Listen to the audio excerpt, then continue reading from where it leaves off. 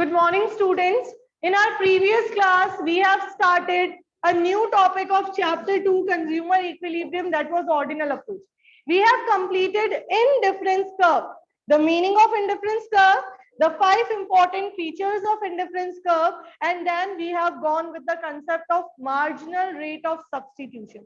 We have discussed that MRS in case of IC is decreasing, due to which the indifference curve is convex to the origin. These are the parts which we have already completed. I have given you a homework to cover 2 topics, to draw the graphs of these 2 tables.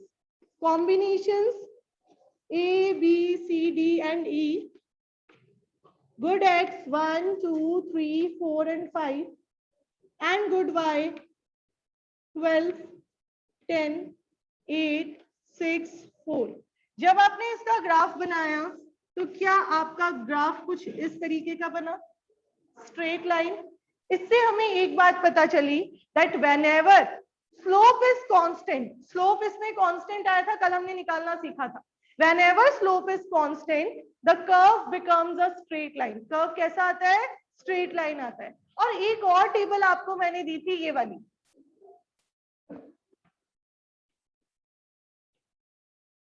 Right, यही दी थी। इसमें जब आपने curve बनाया होगा तो आपका curve आया होगा कुछ इस तरीके से, इसको कहते हैं concave. It means when slope is increasing the curve is concave. तो आपको 3 एमसीक्यू क्वेश्चंस यहाँ पे कवर हो जाएंगे आपके। कौन कौन से? पूरी इकोनॉमिक्स में ध्यान रखना है, अगर किसी कर्व का स्लोप फॉलिंग है तो कर्व की शेप आएगी कॉन्वेक्स। अगर किसी कर्व का स्लोप इंक्रीजिंग है तो कर्व की शेप आएगी कॉनकेव। और अगर किसी कर्व का स्लोप कांस्टेंट है, चेंज ही नहीं हो रहा है, तो वो कर्व आएगा आपका straight line. Is it okay to everyone? वो कर्व आएगा स्ट्रेट लाइन। आगे बढ़ते हैं। अगर आईसी की बात करें तो जनरली इंडिफरेंस कर्व में स्लोप डिक्रीजिंग ही होगा।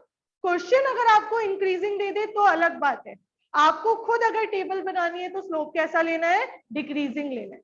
एमसीक्यू में पूछ ले the slope of IC is, और फिर अलग अलग ऑप्शन दे दे, करेक्ट आंसर होगा डिक्रीजिंग। स्लोप हमेशा डिक्रीजिंग होता है। बट बाय चांस आपको एग्जामिनेशन में ये टेबल दे दे, एमसीक्यू पेपर है ना, तो अगर आपको ऐसी एक टेबल दे दे जिसमें यहाँ लिख दे कॉम्बिनेशन, गुड ए बी, ए लिख रहे हैं 1 2 3 4 5, कॉम्बिनेशन अंडरस्टूड है, राइट। गुड बी लिख दिया 100, 70,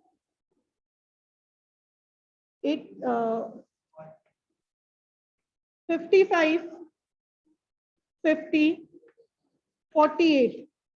अब आपको कह दे what will be the slope of indifference curve? Convex. अगर इस इंडिफरेंस कर्व का स्लोप हमसे पूछेंगे तो कॉन्वेक्स बनेगा। कैसे निकाला? पहले मैंने स्लोप निकाला, 30:1, 15:1, 5:1। स्लोप डिक्रीजिंग है, स्लोप डिक्रीजिंग आएगा तो कर्व कैसा आएगा? Convex to the origin. तो ऐसी टेबल देके आपको पूछ सकते हैं स्लोप कैसा होगा, ठीक है, या आईसी की शेप कैसी होगी। तो आपको तो स्लोप इंक्रीजिंग है तो आईसी की शेप कॉनकेव आएगी, स्लोप डिक्रीजिंग है तो आईसी की शेप कॉन्वेक्स आएगी, स्लोप कांस्टेंट है तो स्ट्रेट लाइन आएगी। और अगर कुछ नहीं दिया हुआ और फिर पूछे आईसी की शेप कैसी होती है तो कॉन्वेक्स होती है। होती कैसी है? कॉन्वेक्स होती है। आगे बढ़ते हैं। आज का न्यू टॉपिक है बजट लाइन।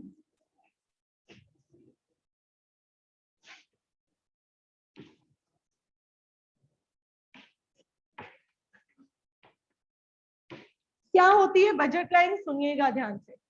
बजट लाइन एक ऐसी लाइन है जो 2 गुड्स के उन सभी कॉम्बिनेशंस को शो करती है जो कंज्यूमर अपनी गिवन इनकम को पूरी तरीके से स्पेंड करके परचेज कर सकता है। सिंपल सी बात है, ध्यान से समझिए। पहली बात, इकोनॉमिक्स में income is denoted by Y. Y से किसको डिनोट करते हैं हम? इनकम को डिनोट करते हैं। Now suppose a consumer can buy 2 goods, good x जिसकी प्राइस है ₹2 पर यूनिट, और गुड वाई जिसकी प्राइस है ₹1 पर यूनिट। क्या यहां तक आपको समझ में आ गया? मैंने कहा कि Y से इनकम को डिनोट करते हैं। प्राइस ऑफ गुड X है सपोज ₹2 और प्राइस ऑफ गुड Y है ₹1। कंज्यूमर के पास इस कंडीशन में सपोज 10 रुपए है। कितने? 10 रुपीज है। मेरी बजट लाइन वो सारे कॉम्बिनेशंस बताएगी गुड X और गुड Y के, जो कंज्यूमर परचेज कर सकता है अपने पूरे 10 रुपीज को यूज करके। 10 रुपीज पूरे के पूरे यूज करेगा। तो पहला कॉम्बिनेशन देखिए,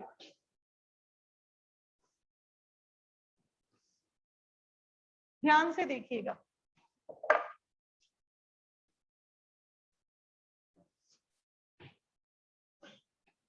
यहाँ गुड X है, यहाँ गुड Y है।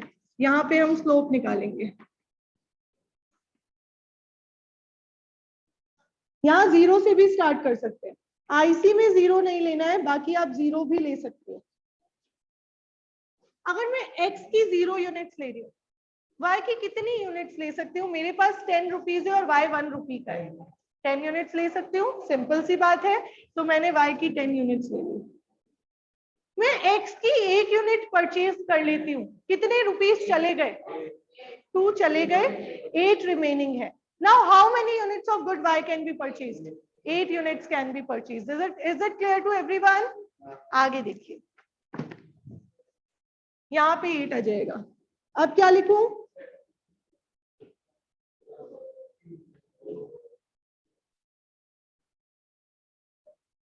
क्या ये सबको समझ में आया?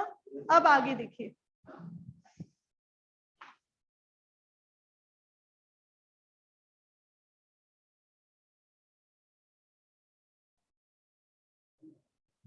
टेन है online. Now have a look, slope निकालते हैं। बताइए, change in Y upon change in X, sacrifice upon gain, क्या स्लोप आएगा? Change in Y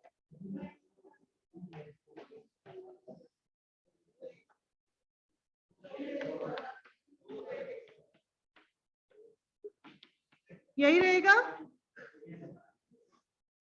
constant. तो बजट लाइन कैसी आएगी? स्ट्रेट लाइन आएगी। आप जब बना के भी देखेंगे ना, तो आपकी बजट लाइन ऐसी आएगी। अब बनाने से पहले एक और चीज देखिए, बजट लाइन की एक इक्वेशन होती है, वो इक्वेशन पूरी होनी जरूरी है। इक्वेशन ध्यान से देखिएगा, Px into Qx plus Py into Qy should be equal to total income. बहुत आसान है। क्या कह रही है? X पे किया गया एक्सपेंडिचर और Y पे किया गया एक्सपेंडिचर, जब इनको ऐड करो तो टोटल एक्सपेंडिचर किसके इक्वल होना चाहिए? टोटल मनी इनकम के इक्वल। सिंपल सी बात ये कह रही है कि आपका टोटल एक्सपेंडिचर दोनों गुड्स का मिला के आपकी टोटल इनकम के इक्वल आना चाहिए। अब एक्सपेंडिचर कैसे पता चलेगा? 10 रुपीज की डेयरी मिल्क है, मैं 2 डेयरी मिल्क परचेज कर रही हूँ, तो कितने रुपए खर्च किए? 20। कैसे निकाला? Price into quantity. तो देखिए, आप हर इक्वेशन, हर जगह पे ये इक्वेशन लगा के देखिए। यहाँ पे फर्स्ट पे लगाते हैं हम, Px इंटू Qx, Px है 2, क्वांटिटी है 0, तो क्या ये 0 आ जाएगा? Px into Qx 0 plus Py into Qy, Py 1 Qy 10 is equals to income हो जाएगा। क्या सबको समझ में आया? यहाँ पे आ जाएगा 10। सेकेंड सिचुएशन में Px into Qx, price x की है ₹2, क्वांटिटी है 1, प्लस करूंगी मैं Py इंटू Qy, प्राइस है 1, क्वांटिटी मैंने ली है 8। क्या ये इनकम के इक्वल आ रहा है? 10 आ रहा है? बिल्कुल आ रहा है। थर्ड पे आ रहा है क्या?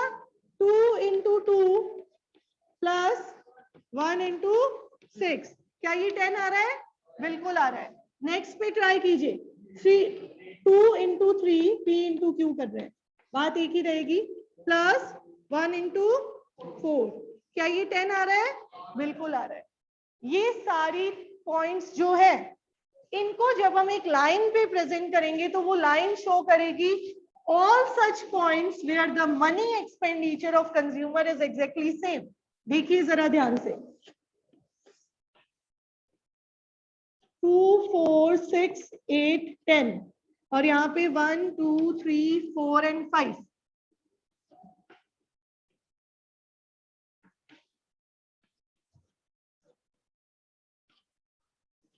फर्स्ट पॉइंट कहाँ लगाऊंगी? x का 0 और y का 10, यहां लग जाएगा क्या? Second point x1 y8, third x2 y6, fourth x3 y4, यहां मेरा फिफ्थ पॉइंट और यहां सिक्स। जब आप इनको कनेक्ट करोगे तो आपके पास आ जाएगी एक स्ट्रेट लाइन। कैसी आएगी? Straight line. बजट लाइन की दो ही प्रॉपर्टीज है, एक तो कि ये डाउनवर्ड स्लोपिंग होती है, ऊपर से नीचे की तरफ आ रही है। ओरिजिन ये रहा, यहां से देखूं तो नीचे आ रही है। कोई भी कर्व नीचे कब आएगा? जब x को बढ़ाने के लिए y को कम करना पड़ेगा। यही कर रहे हो आप। In order to increase the consumption of good x, consumer have to decrease the consumption of good y, इसलिए ये डाउनवर्ड स्लोपिंग है। और स्ट्रेट लाइन है। स्ट्रेट क्यों है? क्योंकि इसका स्लोप कैसा है? स्ट्रेट लाइन, क्योंकि इसका स्लोप कांस्टेंट है। बजट लाइन सभी बच्चों को समझ में आ गई? एवरीवन, स्लोप निकालना आ गया, delta y upon delta x। अब इस स्लोप का दूसरा नाम क्या है? अच्छा, ये ध्यान रखना, इसके हर पॉइंट पे एक्सपेंडिचर सेम है। किसी भी पॉइंट पे रह लो, मनी एक्सपेंडिचर 10 रुपीज है, पूरे के पूरे 10 रुपए खर्च हो रहे हैं। Is it okay to everyone? आगे देखिए, ये जो बजट लाइन का स्लोप होता है, इसका दूसरा नाम होता है प्राइस रेशियो। क्या नाम होता है? क्योंकि ये प्राइजेस से ही पता चलता है। आपका स्लोप क्या आ रहा है? 2:1 आ रहा है क्या? मैं अगर ये लिखूं बजट लाइन के स्लोप का फॉर्मूला px अपॉन py, वो तो इक्वेशन थी, px अपॉन py, क्या फिर भी 2:1 आएगा क्या? हमने प्राइस ऑफ गुड x कितना लिया था? 2 रुपीज, और प्राइस ऑफ गुड y कितना लिया था? 1 रुपी। तो x की एक यूनिट के लिए y का कितना सेक्रीफाइस करोगे, ये तो दोनों की प्राइसेस पे डिपेंड करेगा। तो हमेशा बजट लाइन के स्लोप का दूसरा नाम क्या लेना है? Price ratio. Price ratio is the another name of slope of budget line, और ये रहता है कांस्टेंट। दो चीजों की प्राइस हमेशा क्या रहेगी? कांस्टेंट रहेगी, चेंज नहीं होगी हमारी स्टडी में। Is it okay to everyone? आगे देखिए बहुत ध्यान से, एक छोटा सा डिफरेंस है बजट लाइन की इक्वेशन और बजट सेट की इक्वेशन में। बजट लाइन की इक्वेशन तो है ये px इंटू qx, आगे क्या लिखूं? py into qy should be equal to. Budget set की इक्वेशन देखिए जरा, px into qx plus py into qy can be less than और equal to income. Budget line तो केवल उन्हीं पॉइंट्स को बताता है जहां मनी एक्सपेंडिचर सेम हो, बट रियलिटी में ये जरूरी नहीं है कि हमेशा मैं मेरा सारा पैसा खर्च करके आऊं। अगर मैं कहूं कि मैं x की 2 यूनिट्स और y की 2 यूनिट्स ले रही हूं, तो है तो ये भी मेरे बजट में x की 2 यूनिट्स, यानी x पे कितना एक्सपेंडिचर? 4 रुपीज का, और y पे 2 रुपीज का, तो ये तो मेरे मनी इनकम से कम हो रहा है एक्सपेंस। तो वो सारे बंडल जो मैं खरीद सकती हूँ पर मेरी इनकम पूरी खर्च नहीं होगी उसमें, वो बजट सेट के अंदर आएंगे, पर बजट लाइन के ऊपर नहीं आएंगे। बजट लाइन के सारे बंडल तो आएंगे ही बजट सेट में, प्लस वो भी आएंगे जो मनी इनकम से थोड़े से कम है, जहां पूरा पैसा खर्च नहीं हो रहा, वो भी सारे किसका पार्ट है? बजट सेट का पार्ट है। क्लियर है सभी बच्चों को? बजट लाइन की इक्वेशन में सिर्फ वो चीजें आएंगी जहां पूरा पैसा खर्च हो रहा है, पर बजट सेट में वो भी आएंगे जहां आपका कुछ पैसा बच रहा है। तो अगर आप ये कॉम्बिनेशन लिखना चाहो, x की 2 यूनिट y की 1 यूनिट, ये बजट सेट में आ सकता है। इस एग्जांपल में x की 4 यूनिट्स और y की 0 यूनिट, ये भी बजट सेट के अंदर आ सकता है। क्या ये आ सकता है क्या? x की 6 यूनिट्स और y की 2 यूनिट्स। सोचो, क्या आप 10 रुपए से ये कंजप्शन कर सकते हो जो मैंने लिखा है? पॉसिबल ही नहीं है, नहीं कर सकते। इनकम से ज्यादा है, ये तो आपकी इनकम से ज्यादा है। 6 रुपए, 6 यूनिट एक्स की यानी 12 रुपए, और 2 यूनिट y की यानी 2 रुपीज। क्या आपके पास 14 रुपीज है क्या? मैंने यहाँ लिखा है लेस देन इनकम हो सकता है, मोर देन इनकम होना पॉसिबल नहीं है। Is it okay to everyone? आगे बढ़ते हैं, एक छोटा सा कंसेप्ट,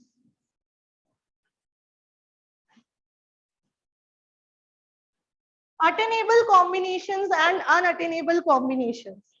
देखिए, अगर ये मेरी बजट लाइन है, all the points which a consumer can purchase, all the combinations, इसके ऊपर वाले सारे, इसके अंदर वाले सारे कॉम्बिनेशंस, ये अटेनेबल कॉम्बिनेशंस होते हैं। कौन से? अटेनेबल। अटेनेबल यानी मेरी रीच में है। अगर 100 मार्क्स का पेपर है तो 100 आउट ऑफ 100 लाना भी पॉसिबल है, 90 लाना भी पॉसिबल है, 20 लाना भी पॉसिबल है, राइट? तो जो पॉसिबल है वो अटेनेबल होते हैं। और क्या 100 में से 120 लाना पॉसिबल है? सिर्फ अप्सरा के ऐड में ही पॉसिबल है, रियलिटी में पॉसिबल नहीं है, राइट? तो जो बजट लाइन के बाहर आ रहा है वो अनअटेनेबल कॉम्बिनेशन है। कैसा? अनअटेनेबल, यानी इसको अटेन करना पॉसिबल नहीं है। बजट लाइन के ऊपर वाला कैसा है? अटेनेबल। 10 रुपीज है, 10 का खर्चा करना पॉसिबल है, 10 है, 8 का खर्चा करना भी पॉसिबल है। अच्छा, अब आपको एक डायग्राम दे दे और उसमें मैं आपको ऐसे बना के दे दूं,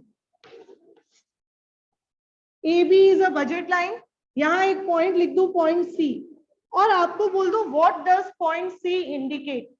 क्या इंडिकेट कर रहा है point C? Yes, attainable combination, but one more thing, can anyone tell me? Point C एक और बात बता रहा है, under utilization of monetary income. क्या मेरा पूरा पैसा खर्च हो गया? क्या नहीं हुआ ना, कुछ पैसा बच गया।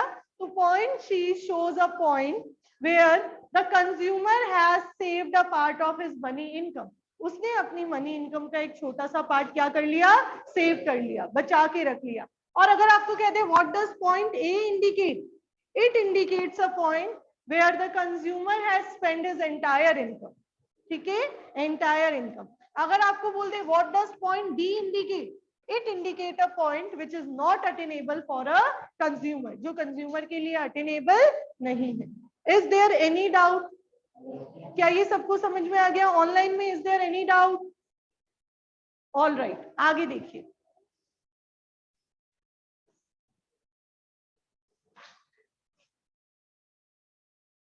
अब है बजट लाइन में शिफ्टिंग और रोटेशन। ये मेरी बजट लाइन है, ये पूरी की पूरी बजट लाइन आगे आ सकती है और ये पूरी बजट लाइन पीछे भी जा सकती है। आगे कब आएगी? जब मेरी इनकम इंक्रीज हो जाए। इनकम इंक्रीज होगी तो मैं ज्यादा गुड्स परचेज कर पाऊंगी, ज्यादा परचेज कर पाऊंगी तो बजट लाइन आगे शिफ्ट हो जाएगी। और इनकम 10 रुपीज से 8 रुपीज हो जाए, अब मैं ज्यादा परचेज कर पाऊंगी या कम? कम, तो मेरी बजट लाइन अंदर की तरफ शिफ्ट हो जाएगी। Is it okay to everyone? अगर आपकी इनकम, आपने जो टेबल बना के देखी थी ना, उसमें आप इनकम को एक बार 14 लेके देखना और एक बार इनकम को 6 लेके देखना, फिर डायग्राम बना के देखना। जब आप 14 लेंगे तो बजट लाइन आगे की तरफ बनेगी 10 के कंपैरेटिवली, और जब आप 6 लेंगे तो 10 के कंपैरेटिवली अंदर की तरफ बनेगी। तो बजट लाइन आगे भी शिफ्ट हो सकती है और पीछे भी। आगे कब शिफ्ट होती है? जब कंज्यूमर की इनकम इंक्रीज हो जाती है, ये शो कर रही है कि कंज्यूमर अब ज्यादा गुड्स खरीद सकते हैं। और पीछे कब शिफ्ट होती है? जब कंज्यूमर की इनकम डिक्रीज हो जाती है। रोटेशन भी होता है, कैसा? लाइक दिस, ये मेरी बजट लाइन है, गुड एक्स सस्ता हो गया तो बजट लाइन गुड एक्स की तरफ से आगे आ जाएगी।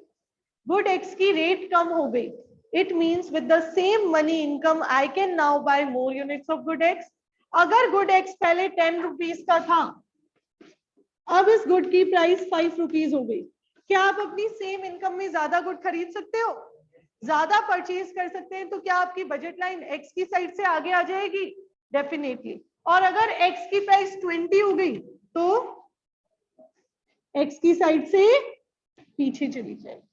क्लियर है सभी बच्चों को? ऐसा ही बाय के केस में भी होगा, ऊपर की तरफ शिफ्ट हो, रोटेट हो सकती है और अंदर की तरफ भी।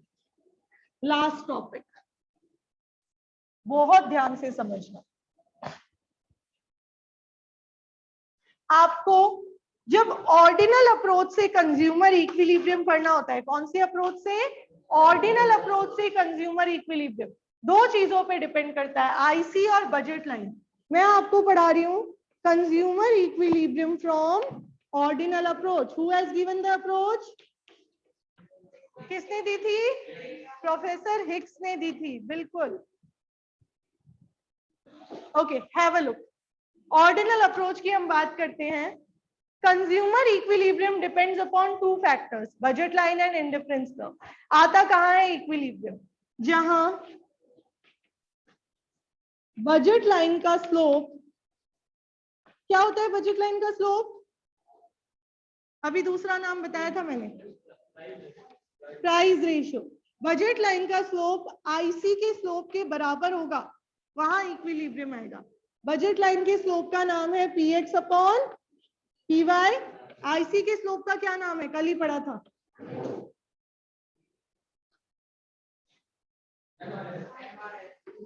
MRS x Y. जब ये दोनों इक्वल होंगे तो कंज्यूमर इक्विलिब्रियम आ जाएगा। ये रहता है कांस्टेंट और ये होता है एमआरएस। कैसा होता है? एमआरएस डिक्रीजिंग होता है, आईसी कॉन्वेक्स होता है। एमआरएस कैसा होता है? डिक्रीजिंग होता है। अब देखिए डायग्राम,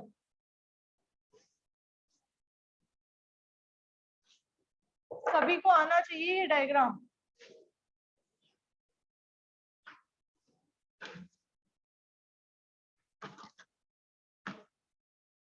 देखिए, आपको क्या करना है, एक बजट लाइन बनानी है सबसे पहले।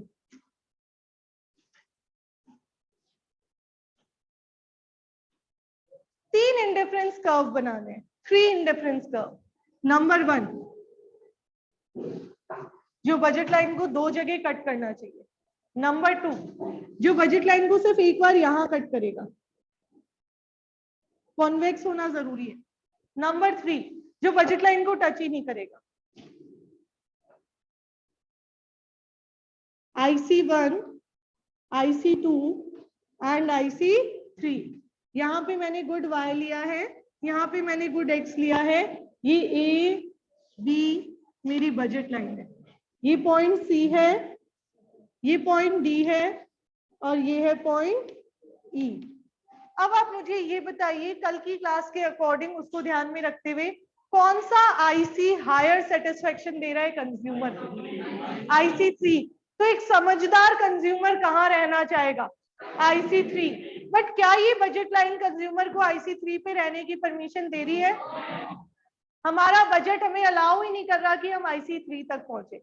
अब मुझे ये बताइए, आईसी की ये इक्विलिब्रियम की कंडीशन है, आईसी और बजट लाइन एक दूसरे को टच करने जरूरी है, टेंजेंट होने जरूरी है, ठीक है? तो टेंजेंट तो आईसी और बजट लाइन यहां भी हो रहे हैं, टेंजेंट यानी टच कर रहे हैं, यहां भी हो रहे हैं, यहां भी हो रहे हैं। आपको क्या लग रहा है, इन तीनों पॉइंट में से आपको सबसे ज्यादा सेटिस्फेक्शन कहां मिल सकता है? पॉइंट बोलिए। ई, पॉइंट ई पे क्यों? क्योंकि ये IC2 पे। क्या आप कह सकते हैं कि पॉइंट सी, ई और डी पे सेम मनी एक्सपेंडिचर है?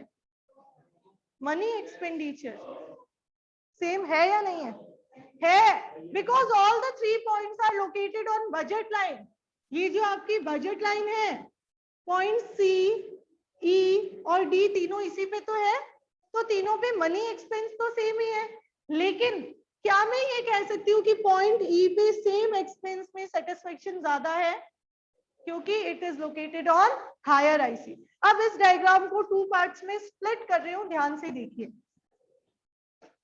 2 पार्ट्स में स्प्लिटिंग कर रही हूँ डायग्राम की।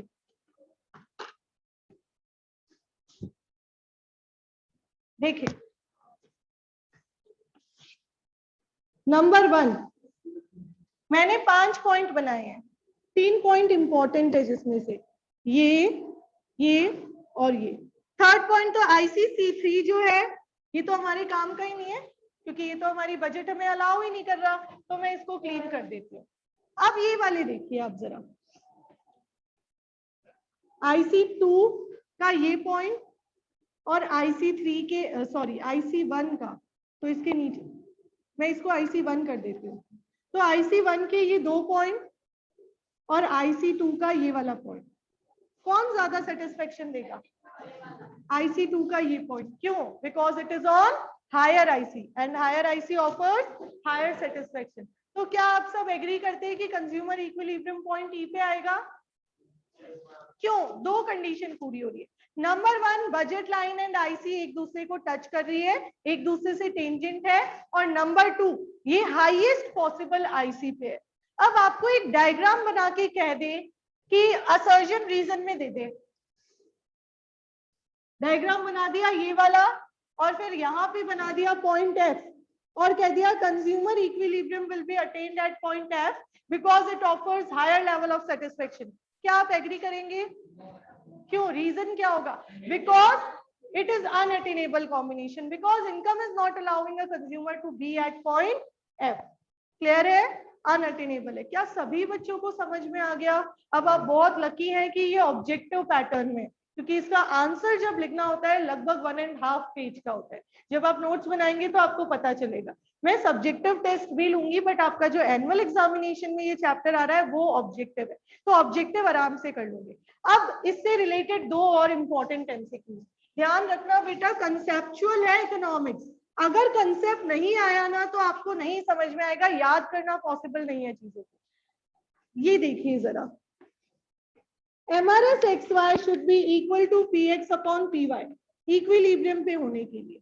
अब आपको पूछ सकते हैं, अगर slope of IC budget line के स्लोप से ज्यादा है तो कंज्यूमर क्या करेगा? गुड X के कंजप्शन के साथ क्या करेगा और Y के कंजप्शन के साथ क्या करेगा? सोच के बताइए, किसको बढ़ाऊं मैं? MRS is more then PX upon PY। तो पहले तो ये बताइए, क्या ये चेंज हो सकता है क्या? नो, प्राइस रेशियो चेंज नहीं होता। चेंज कौन होगा? MRS। हमें इंक्रीज करने की जरूरत है या डिक्रीज? डिक्रीज करने की जरूरत है। MRS डिक्रीज कब होता है? ये IC बनाया आपने, क्या X को बढ़ाते टाइम MRS डिक्रीज होता है? क्या हमने टेबल बना के देखी है जिसमें हम X को इंक्रीज करते जाते हैं तो MRS डिक्रीज होता जाता है? So it means if we want to decrease the MRX, we have to increase the consumption of good X and decrease the consumption of good Y. ये जिसको लॉजिक आता है उसी को समझ आए। आपको याद रखना है, अगर आपसे क्वेश्चन पूछ ले, the slope of IC, that means MRS, is more than the slope of budget line, that means PX upon PY. How will a consumer react? तो सही आंसर होगा, consumer will increase the consumption of good X and will decrease the consumption of good Y. क्यों? Because when we are increasing good X, our MRS is falling. हमें पता है कि IC में जब वो नीचे की तरफ आता है तो MRS कैसा होता है? डिक्रीजिंग होता है। अच्छा, ये भी ऑप्शन में दे सकते हैं, a consumer will move downward toward the IC। सही है क्या ये? A consumer will move downwards towards the IC। तो नीचे की तरफ आने का भी यही मतलब है क्या? मान के चलना नेक्स्ट टेस्ट में ये क्वेश्चन तो होगा ही होगा, ठीक है, जब भी इस पार्ट का टेस्ट होगा। अब दोनों ऑप्शन भी दे सकते हैं। आपको क्वेश्चन ने कह दिया the slope of IC is more than the slope of budget line, how will a consumer react? 2 option दे दिए, 4 देंगे टोटल। एक ऑप्शन दिया consumer will move downwards towards the IC, सही है ये ऑप्शन। दूसरा दिया consumer will increase the consumption of good X and decrease the consumption of good Y, ये भी सही है। फिर दे दिया बोथ ऑप्शन 1 एंड 2, तो दोनों ही ऑप्शन सही है, ध्यान रखिएगा। क्लियर है सभी बच्चों को? लास्ट सिचुएशन, अगर MRS कम है आप क्या करेंगे? ऐसी सिचुएशन है, अपोजिट कर दो, X का कंजम्पशन कम और Y का बड़ा, यानी IC में ऊपर की तरफ चले जाओ। जब आप ऐसा करोगे ना तो आपका MRS इंक्रीज होने लगेगा। वो जो टेबल बनाई थी उसमें रिवर्स जाने लगोगे, रिवर्स जाने लगोगे तो आपका MRS क्या होने लगेगा? इंक्रीज होने लगेगा। Is it okay to everyone? ये हाँ, ग्राफ ऐसा ही बनाना है हमें, ठीक है, ग्राफ सेम बनेगा, बस वो IC में रिवर्स जा रहा है। क्यों रिवर्स जा रहा है? क्योंकि उसका MRS कम था।